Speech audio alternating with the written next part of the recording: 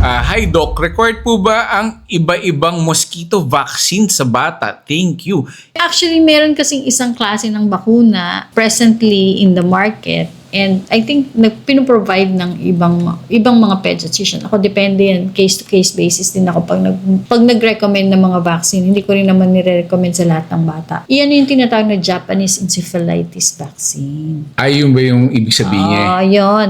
Kasi nga po, nakita sa pag-aaral dito sa Metro Manila, Pangasinan, alam mo yung mga provinces, Bulacan, wherein merong mga backyard hog grazing, yung mga nag-aalaga ng mga baboy.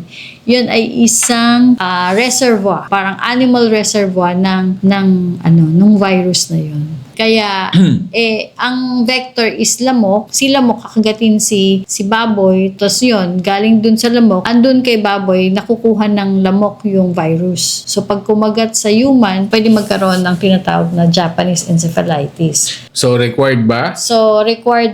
Depende po kung halimbawa, yun nga, yung lugar nyo, marami hubang mga nag-aalaga ng baboy. Kasi nakita nila... Manok, poultry. Hindi, baboy talaga, ang reservoir nila. Oo, so yung mga hog grazing, yung mga farm na maraming mga baboy. Kasi nakita nila from Apari to Hulo, yung mga ears ng mga baboy, nung chinek nila, meron mga ganong klase ng virus.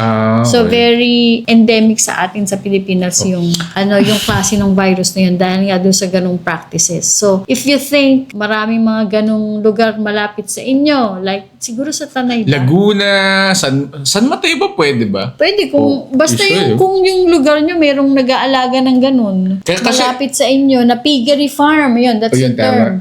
So yun, kung tingin nyo at risk kayo, well, get it kasi protection nyo yun. Kung tingin nyo man hindi naman kayo at risk, hindi naman kayo napupunta sa mga ganong klase ng lugar, less likely, pwedeng hindi. So optional yun. Pero mas maganda na meron, just to be safe. Ang problema sa Japanese encephalitis kasi walang treatment, mostly supportive. Pag nagkaroon ng sakit na Japanese encephalitis, wala pong gamot na specific for Japanese encephalitis, and karaniwan, since ang treatment is supportive lang, itong mga bata na to pwedeng ma-respirator kasi nagko-convulsion sila, and yun nga, nagkakaroon ng brain damage after. So, hindi natin masabi ano yung outcome after the infection. Kaya kung tingin nyo at high risk kayo doon sa mga lugar na nasabi namin at may mga piggery farm around you, safe na nga po na magpa-shot kayo ng ganong klase ng bakuna sa baby nyo.